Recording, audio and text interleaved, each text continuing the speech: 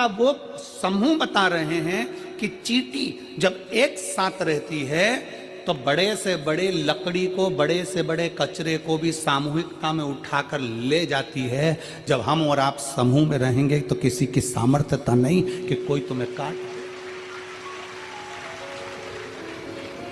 अपनी समूहता,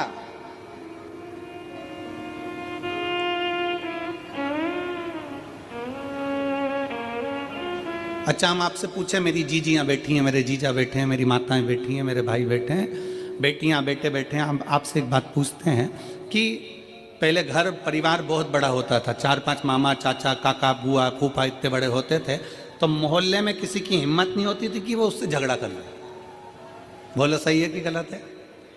अरे जम के तो बोलो जरा, क्यों नहीं झगड़ा करते थे? अरे वो 6 भाई हैं और उसकी 4 बहनें बहुत तेज, और उसकी बुआ वहां रहती है बहुत तेज, और बुआ के बच्चे और तेज। पूरे जगह में सूचना रहती थी कि साहब इतना बड़ा परिवार है, इतना बड़ा कुटुंब है, इतने सारे लोग हैं, तो इनसे कोई भिड़ता नहीं था।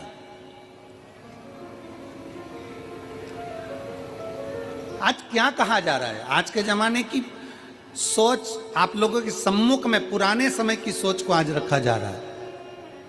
एक चींटी हमको ज्ञान उपदेश देती है कि हम सामूहिकता में रहते हैं तो बड़े से बड़ा कार्य कर लेते हैं। एक चींटी हमें ज्ञान देती है कि हम कतारबद्धता में चलते हैं, एक लाइन में एक कतार में चलते हैं। एक चींटी हमको ज्ञान देती है कि कचरे के ढेर में भी शक्कर का टुकड़ा, गुड़ का टुकड़ा पड़ा है तो मैं उठा लेती हूँ और लेकर चल देती हूँ। ये चींटी हमको ज्ञान देती है कि सामूहिकता में रहो, अपनी कतार में चलो, अपनी कतार, अपने धर्म को छोड़कर अन्य कतार में नहीं जाना। और चींटी तीसरी प्रेरणा देती है कि कचरे के ढेर में से भी शक्कर उठा लेती है, कचरे के ढेर में से भी गुड़ उठा लेती है। चींटी ये हमको प्रेरणा देती है कि दुनिया में ढेर सारे लोग मिलेंगे, कोई किसी तरह का मिलेगा, कोई किसी तरह का मिलेगा, कोई किसी तरह का मिलेगा, कोई अपशब्द कहेगा, कोई ताने देगा, कोई गाली देगा, कोई आड़ा टेढ़ा बोलेगा, सब तरह के लोग संसार में मिलेंगे। शिव महापुराण की कथा और चींटी का चरित्र कहता है कि कचरे के ढेर में से शक्कर उठा लो, उसी तरह संसार के लोगों में से जो तुमको अच्छा लगे उसकी अच्छाई को ले लो और उसकी बुराई को वहीं छोड़ दो। आप अच्छाई ग्रहण करो ना, हम अच्छा तो ले ही नहीं पा रहे।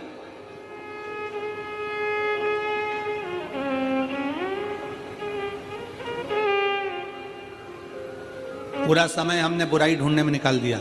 जैसे ही शादी का काम आया, पत्रिका लिखने का समय आता है और शादी की पत्रिका लिखाती है, और जितने लोग पत्रिका लिखने बैठते हैं वो आपस में चर्चा करते हैं। मामा जी के यहाँ पत्रिका भेज रहे हैं, मामा जी के यहाँ पत्रिका भेज रहे हैं, हाँ दूर के मामा है ना, दूर के मामा है ना, उन्होंने अपने को बुलाया था क्या? बस 2 जनी का लिख दो, ज्यादा जाने की जरूरत नहीं है। अब उनकी बुराइयां ढूंढना चालू करी, मामा जी ने ऐसा कर दिया, काका जी ने ऐसा कर दिया, बुआ जी ने ऐसा कर दिया, फूफा जी ने ऐसा कर दिया। जितने लोग बैठे हैं, जितनी देर पत्रिका लिख रहे हैं उतनी देर उसमें से बुराइयां बुराइयां बुराइयां बुराइयां छाटी गई। पत्रिका लिखते समय गणेश जी की पत्रिका लिख रहे हो, बेटे के ब्याह की पत्रिका लिख रहे हो, घर में बेटी के ब्याह की पत्रिका लिख रहे हो, घर में मंगल शकुन हो रहा है, मंगल साज सज रहे हैं। प्रयास ये करो कि पत्रिका लिखते समय ये करा जाए कि कितना भी बुरा व्यक्ति हो उसकी अच्छाई को ढूंढा जाए, जिससे हमारे घर में बेटी आए, हमारे घर में बहू आए, हमारे घर में जो परिवार बढ़े वो अच्छाई देखकर बढ़े।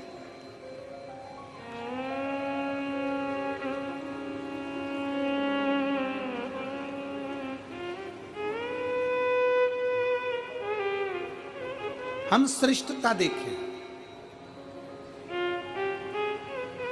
चींटी की सामूहिकता,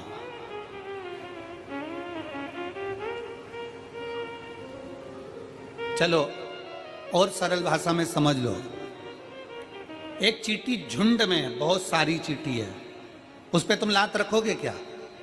जम के बोलो जरा जल्दी से, नहीं।